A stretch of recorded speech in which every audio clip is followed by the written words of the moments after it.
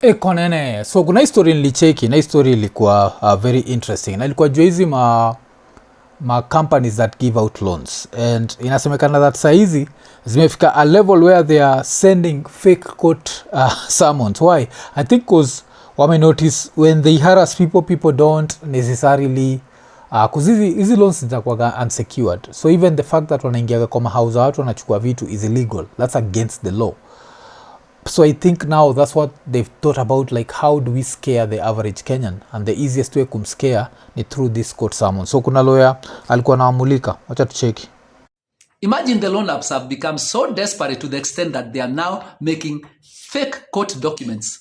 Yes, forged court documents. Here is one. In the name of notice of first mention upon filing. You know those mention notice that you get? Complete with a fake citation. That is Republic of Kenya in the Small Claims Court. Court number, awaiting a point.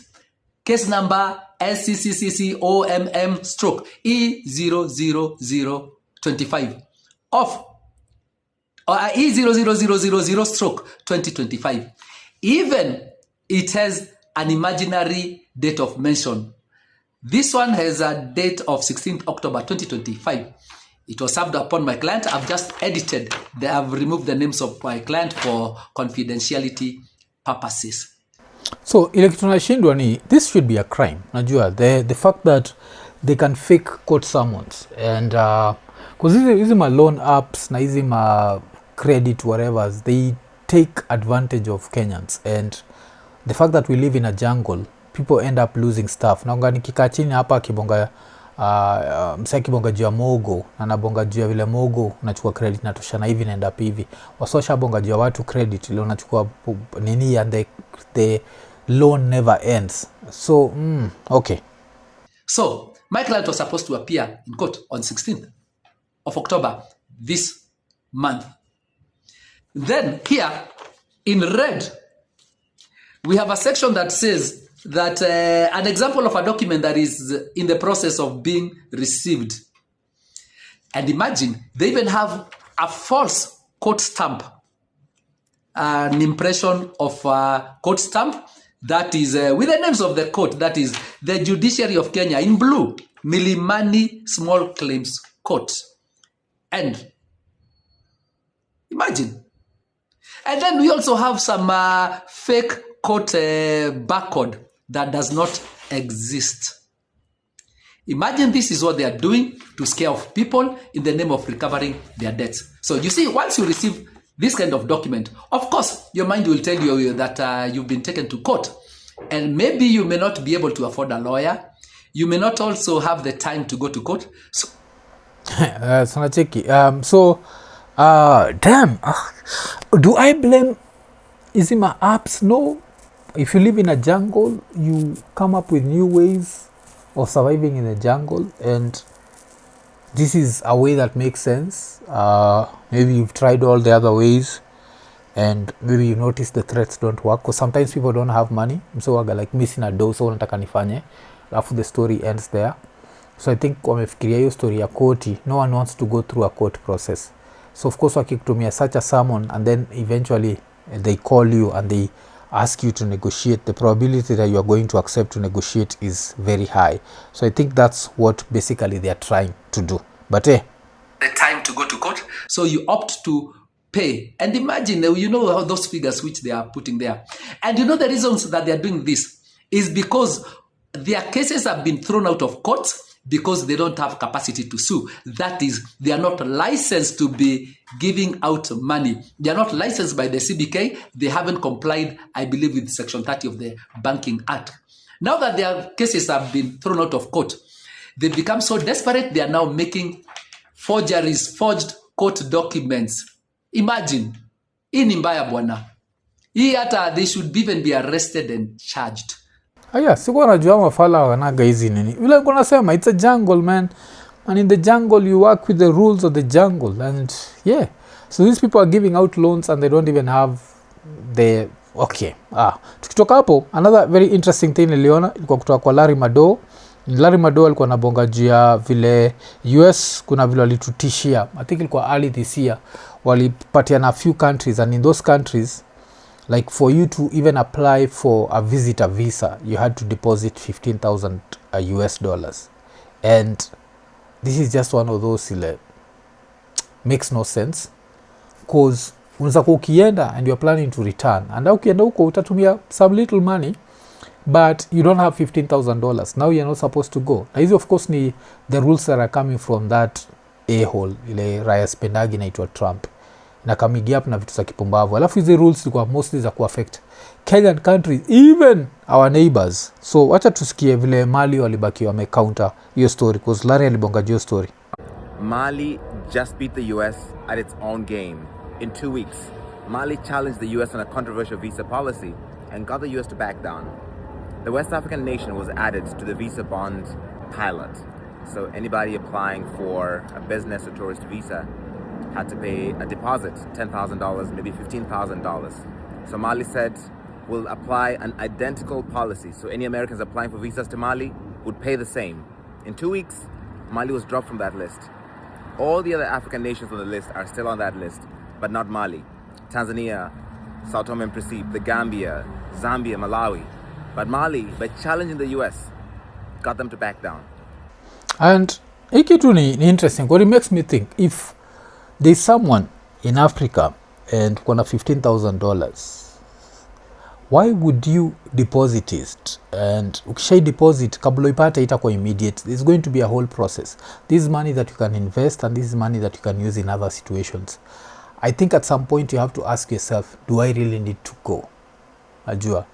Cause sawa, mimi saizi, like nikiambiwa sai ingia States tena, it's okay. Like, what's going to happen to me? Siishi huko, sina familia huko, sina ati mtoi ama wife huko, so what? Because this story ya 15,000 just makes no sense. And I think wanna check your desperation level ya watu, like how much ama how badly do you want to go. Kuna wasataka kuenda juu anataka kuflex, of course hatakuwa nazataka kujua even what's going to happen, because place kama TZ, because these rules because na apply for people who have like visa yako iki-expire ukienda kui-renew. So the diamonds of this world who are musicians, what's going to happen to that? Do they need to now like deposit this $15,000 again? And of course he come to like US vile musemaga ilikuwa the country that was teaching us about democracy. Right now hiyo country tunacheki vile inaraniwa kipumbavu. That's why majuzi kulikuwa na the No Kings protest. Hiyo No Kings protest ilikuwa crazy, man. Ilikuwa crazy because US imefika level ile ya ukikosana king they come for you. So kuna huyo mother anaitwa Letitia, the one who alikuwa ameindict Trump. Yeye mwenyewe ameindaitiwa na sasa na stories za stories za bank fraud or something like that. So they are going after his opponents. That's something that's happening. That's something that happens in third world countries. And right now ina happen kwa hiyo inchi. But history ya visa ilikuwa just interesting to see that somehow you want people to deposit $15,000 just to be able to visit your country. And I'm trying to imagine if I can afford $15,000. It's one thing to ask me to show it iko kwa bank account. Hata unafaa kusema as long as umeingia hapa kwa hii inchi lazima hii $15,000 ikuwe kwa hiyo bank account time unaingia na by time unatoka. Na kwa unatumia from your account na isipite kiwango fulani before utoke. That would make sense. But to ask me to deposit and then after nisha deposit nikisha toka nianze kufuatana na payment, because the payment would be automatic. Haitakuwa ati unarushiwa na M-Pesa. Itakuwa sasa vile ushatoka fanya hizi vitu zote na cheki. So it's crazy. So acha ningoje nione how it's going to happen, and if a lot of people are going to actually from those African countries they are going to actually pay the $100,000. Yes, that's interesting. Ekonene, nimeinterrupt show kukuremind you Lemfi. Kama uko US ama Canada na unataka kutuma do Kenya, register kwa Lemfi ukitumia promo code Ekonene. Hii itakuguarantee $20 cashback on your first $100 transaction. Alafu pia time una register, make sure umetick the 2 checkboxes za notifications ndio ukireceive info about amazing offers through newsletters. Na pia usijali, Lemfi hawatumagi hizi letters za, yani unajua like messages za kipumbavu. Pia usisahau, every time una transact $50 and above una earn points. Na the more una transact, the more points you earn and you can redeem them as cash ile time unatuma pesa. Alafu pia kitu nanibamba kabisa ni saizi ukitumia Lemfi mzabaki umelipa pay bills na till numbers directly. That means mzabaki umehandle bills za maparo wako ukiwa hizo maside za States ama maside za Canada. Alafu pia we mwenyewe as a Lemfi user baki umetafuta ile button imeandikwa get USD $20, ubaki umeinvite mabeste zako, na ukiinvite mabeste zako on their first $100 transaction unapata pesa ngapi? $20 cashback. So unangoja nini? Baki umechangamka, ingia Lemfi. Lemfi, international payments for everyone. Ekonene. This is another thing ile lazima nibonge juu yake, and hii story it looks fake. I don't know how true it is, but nicheki. Saudi Arabia unveils world's first sky stadium floating 350 meters above the desert. And this is something that naeza expect ifanyike Warabuni because they have a lot of money. But the question is why and how safe is it uko juu? Because najuaga zile story za vile air becomes thin sijuu kifika level fulani, that apply because it's still open air. So what happens like if you're 350 meters above huko, how that's supposed to happen? So as I keep saying, and it look very unprofessional on my side, but let me actually Google. But I remember seeing the image ilikuwa shared na anaitwa nani, kwa shared na Tyrese. So when I saw that I was like damn.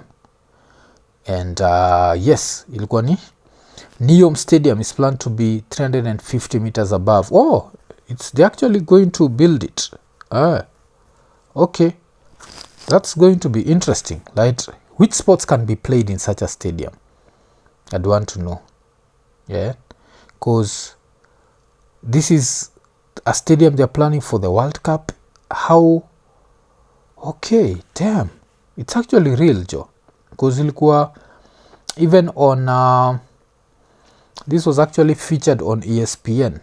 And yes, mnanijuaga vile nilisema next year hopefully Trump atanikazia, but nataka kuwa around a country when the World Cup is going on.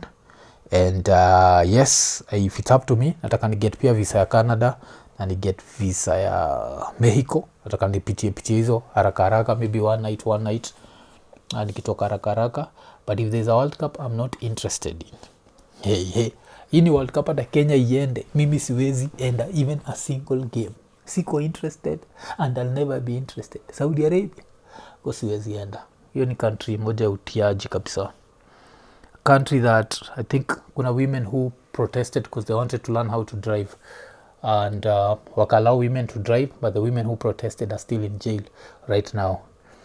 Then kuna ile story ile buda alikuwa anaitwa Khashoggi ni ule alikuwa na journalist and alikuwa amesika asylum I think in Turkey.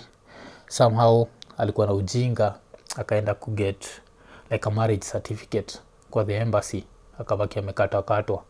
And yeah, so that's a country sina shughuli kabisa. The only good thing coming from Saudi Arabia of course ni will wanna promote boxing. So one of the things wamesema ni I think ni from November ama end of November itakuwa ni if you have your DAZN membership you can watch any boxing match. So that's going to help DAZN grow because a lot of us wale tunapenda boxing tutaenda papo tukisubscribe to DAZN. Why? Because I'd rather watch that original signal and get that original quality than go on some bootleg sites.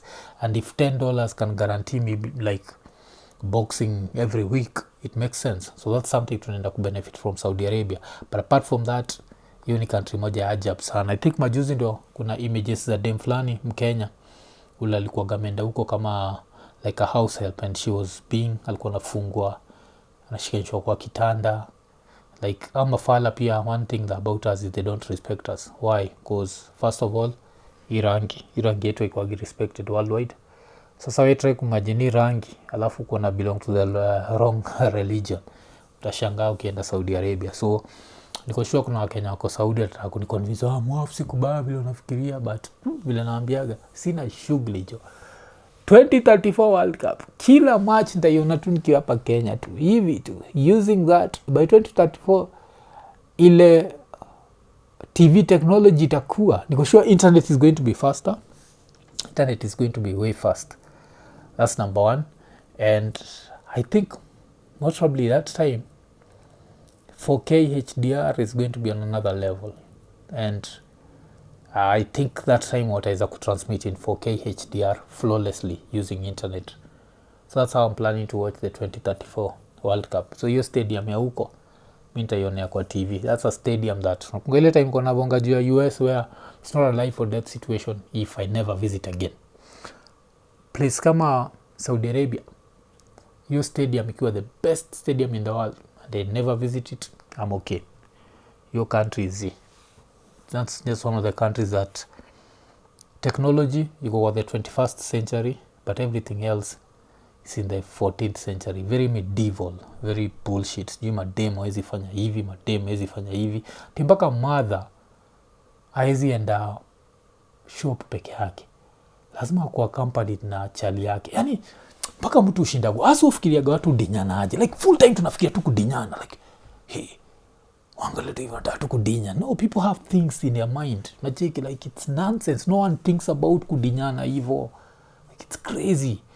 I think kuna msendili interview hapa msanii anaitwa Madina, na kwa anapatia story ya vile ashaitoka kwa moja hizo flights za Uarabuni zikikuja Kenya and a son was slapping the mother, because in that culture it's actually right for a son to slap the mother. Why? Because the mother ni dem na the son ni some crazy stuff, man. So Saudi, tengenezeni stadium yenyu. Congrats, you do some really nice things. I've seen the hotels zile ziko kwa desert and what, but hizo ni hotels siwezi taka kuishi jo. Hizo wacha tu tuzione huko. Mnasemaga wacha tuzione kwa view sasa jo, cause mimi huko of course come ku offended, cause Saudi holds a close place to your heart. I understand, najua happens to a lot of us. Nishaonaga kina Ruto akikisukuta. What's new under the sun? Hakuna. Iko nene.